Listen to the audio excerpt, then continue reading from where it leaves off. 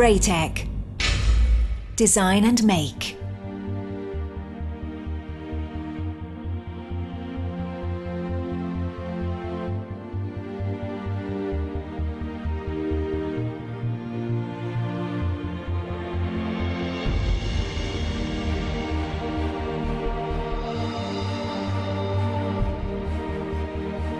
Je m'appelle Thierry Lamennec, j'ai 54 ans, je suis directeur du développement opérationnel de Cardinal Edifice.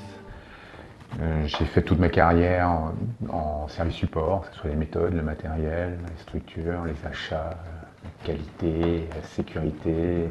Et donc depuis 2014, chez Cardinal Edifice, je m'occupe de cette direction du développement opérationnel qui a été créée parce que le terrain de jeu de Cardinal s'étendait. On avait eu un chantier dans le sud de la France, à Cannes-sur-Mer, un chantier de 11 grues, des chantiers en Île-de-France.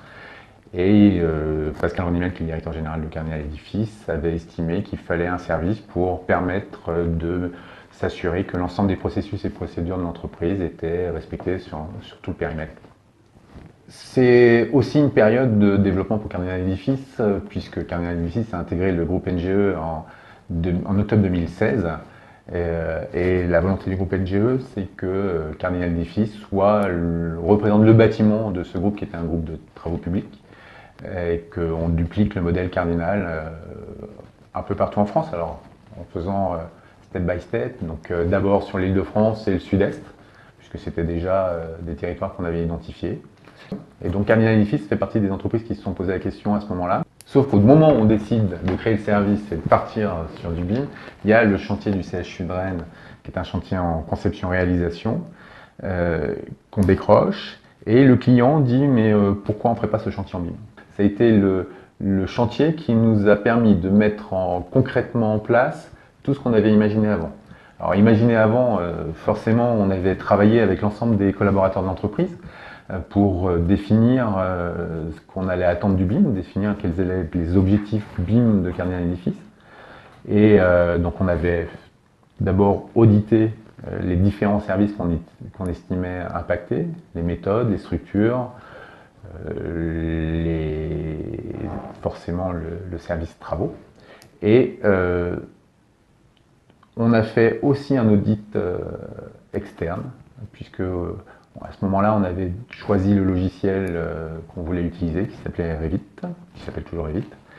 Et Autodesk Consulting donc, a fait un audit externe. Et là, c'était pour qu'on soit sûr que l'ensemble des choses qu'on avait imaginées lorsqu'on a mis sur le papier les résultats de l'audit interne soient en capacité d'être faits par l'outil.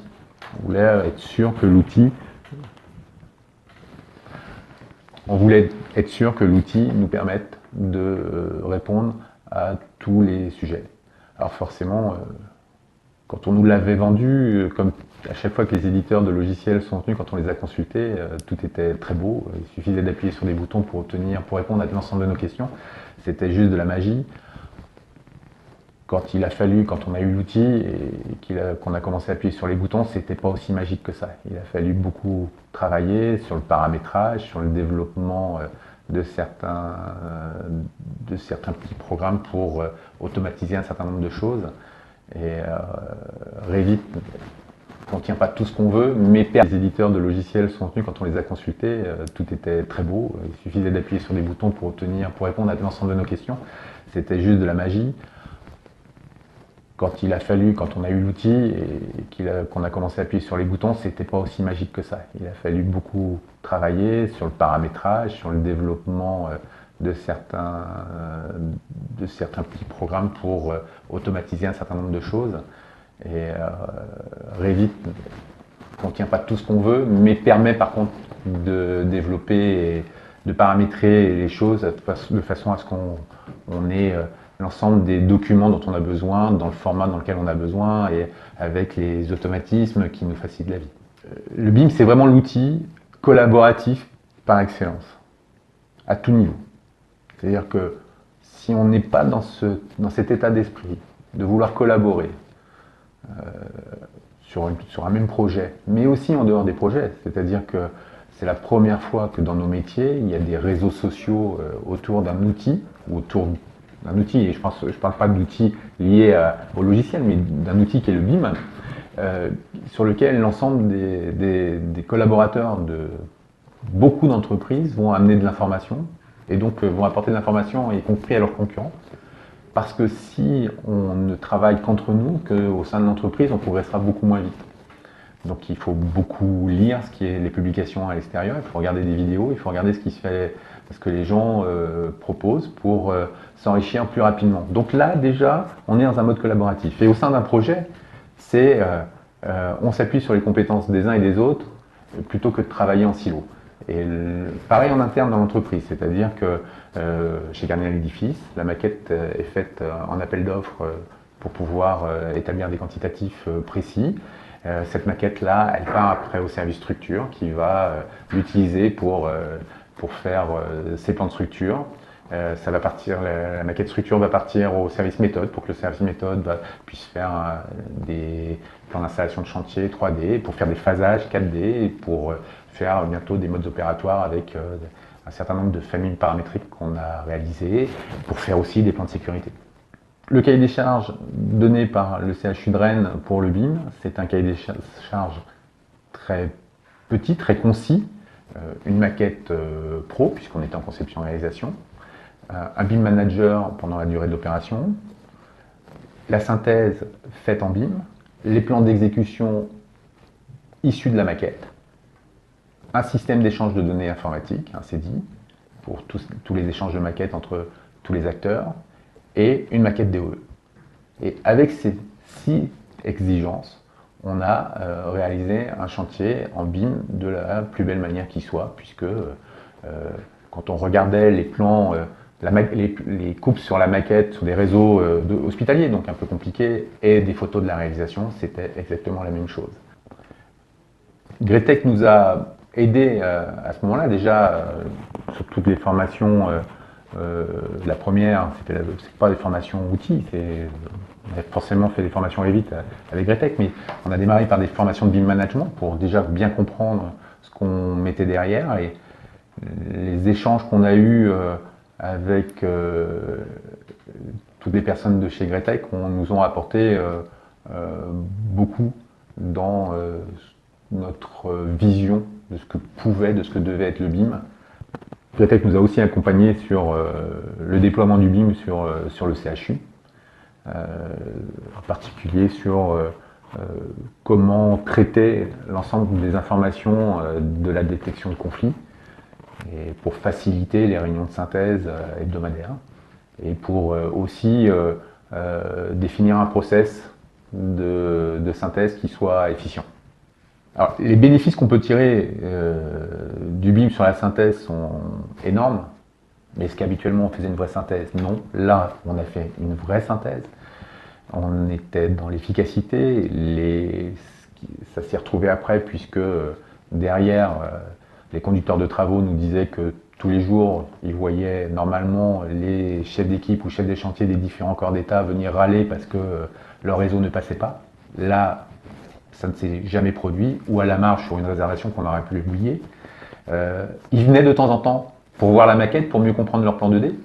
Et donc là, on s'est dit que le temps passé à gérer des conflits parce que la synthèse n'était pas efficiente, on l'avait passé plutôt à travailler sur l'anticipation. Et donc, on n'est pas capable aujourd'hui de dire ce qu'on a gagné, mais on sait qu'on a gagné du temps, on a gagné du délai, et on a gagné certainement aussi de l'argent à ne pas régler des problèmes au fur et à mesure.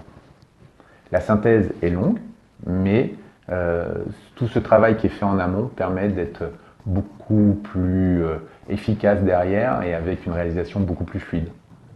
Aujourd'hui, le responsable de projet du chantier du CHU, alors quand je dis chantier du CHU, c'est le chantier du centre de soins dentaires du CHU de Rennes, va démarrer un projet sur Saint-Malo qui n'est pas un projet en BIM, et malgré tout, lui a demandé qu'on fasse du BIM sur cette opération pour toute la partie synthèse. Donc c'est un chantier qui se fera en synthèse BIM. Il ne veut plus repartir en arrière. Aujourd'hui, alors la phrase n'est pas de moi, il faut mettre des bottes au BIM. Le BIM, ça ne peut pas être un outil qui soit un outil que de bureau. C'est nécessaire dans les bureaux pour tout ce qui est préparation, pour ce qui est synthèse, mais derrière, il faut que le BIM aille sur les chantiers, que la maquette serve au plus près de la réalisation. Donc il y a deux choses, c'est l'utilisation d'outils qui nous amènent la maquette sur chantier, pour que les ouvriers sur le chantier puissent consulter cette maquette à loisir. Et quand on me dit ça sera difficile, il va falloir former les gens, jusqu'à preuve du contraire, tout le monde a un smartphone et je pense que personne n'a été formé à l'utilisation du smartphone. Donc je pense que les nouvelles technologies sont intégrées très rapidement par beaucoup de gens. Et l'autre chose, c'est un outil d'anticipation. On construit la maquette telle qu'on va réaliser sur le chantier, très en amont. Et il faut que la maquette nous permette de nous autocontrôler. C'est-à-dire qu'aujourd'hui, on est sur le développement d'une API qui va, à l'aide de smartphones, entre autres, nous aider à autocontrôler nos ouvrages avant coulage. Le BIM est un sujet suffisamment compliqué pour qu'il ne soit pas abordé à la légère. Il faut se poser beaucoup de questions en amont, et pour se poser ces questions-là, il faut être accompagné.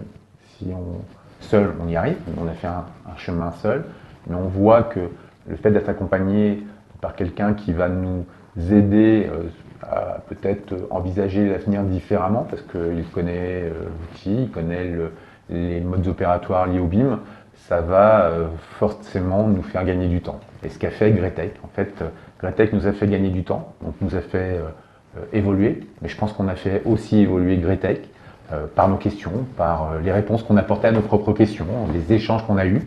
Ce que moi j'ai beaucoup apprécié, c'est que certes, on avait une relation commerciale, c'est-à-dire que nous, on a acheté des jours de formation, on a acheté des jours d'accompagnement à Gretec. Donc voilà, sur le sujet de la relation commerciale, il n'y a eu aucun problème. Mais en plus de ça, on a toujours eu en face de nous des gens qui étaient à notre écoute sur des problèmes, et là, en dehors de toute relation commerciale, c'est-à-dire que il y avait des réponses à des appels téléphoniques, il y avait des échanges, il y avait des participations aussi sur des réseaux sociaux, il y avait tout ça qui fait qu'à un moment donné, je pense que nous on grandit grâce à Gretec, mais je pense que Gretec grandit grâce à ses clients aussi.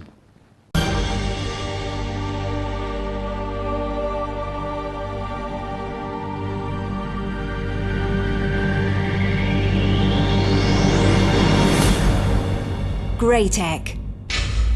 Design and make.